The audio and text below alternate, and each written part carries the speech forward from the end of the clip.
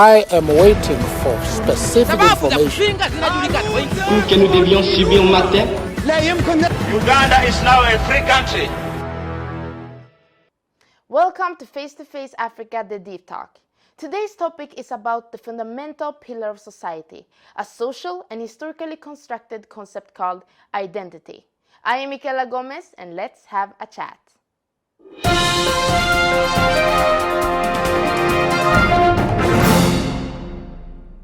Pre-colonial Africa used to speak about 1,000 to 2,000 languages. It used to be a continent made up of kingdoms, empires, tribes, and ethnic groups. Even though the division was large, peace was the way of living. The African habitation valued the so-called communities, and most especially the social unit as the family. Their religious beliefs were grounded on natural law, and traditions were inherited from generation to generation. Women used to be highly respected and seen as the hero of society. Meanwhile, the men were hunters, gatherers, and protectors of the community. Today's generation has youths that do not speak their native languages. The majority of Africa no longer has kingdoms and empires. The diverse tribes and ethnic groups are sharing the same roof due to the current countries the European established.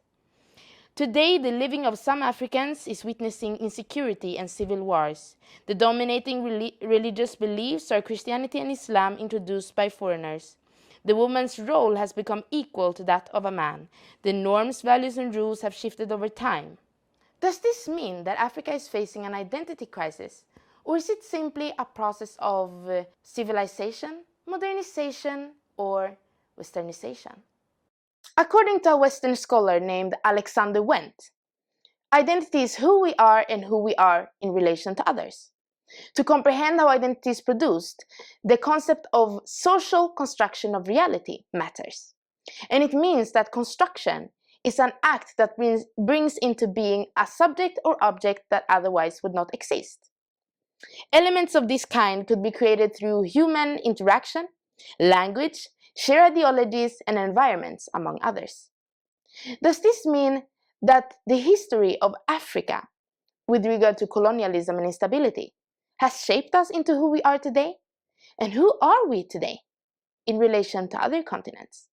We will see about that. And as always, we have the privilege to be discussing this with none other than John Tiniwe. Welcome, my friend. Thank you. What is your understanding of identity? My understanding of identity is not different from what you just mentioned in the introduction. Identity is basically who you are in relation to others. If you're a person, your identity is how you define yourself. Every entity, every company, everything literally, could be a state, could be an organization, could be a continent like Africa, does have its own identity, does have its own way of defining itself. And when it comes to states, then the concept of identity is very important. How does a state itself or a continent like Africa identify itself? The who we are as Africa, that's our identity. So identity is simply how actors define themselves. And identity also does involve experiences, ideas, norms, values, and beliefs, or even memories that make up a person's subjective sense of self. And this helps in creating a continuous self-image, which is fairly constant. It does not change, even as the aspects of the self may develop or even get strengthened in one or another. The self-image remains fairly constant. Identity is basically who you are in relation to others. What is Africa's current identity then? Africa's current identity is an artificial one. Is the one that was imposed onto Africans, I would say, by their former colonial masters, by the monster of imperialism. But if you go back some hundreds of years into African history, you realize actually our identity was also shaped by the barbaric slave trade. So we are seeing here two events that shaped our current identity as Africa: slave trade and the effects of colonialism. Would you then claim that Africa is facing an identity crisis? Well, before I answer your question about identity crisis in Africa, I would love us to first understand the concept of identity crisis itself. This concept was introduced by a Danish German American developmental psychologist and psychoanalyst, Erik Erikson. According to him, an identity crisis is a period of uncertainty and confusion in which a person's sense of identity becomes insecure, typically due to changes in their expected aims or even role in society. In other words, identity crisis is an environmental event which involves persons questioning their sense of self or even place in the world.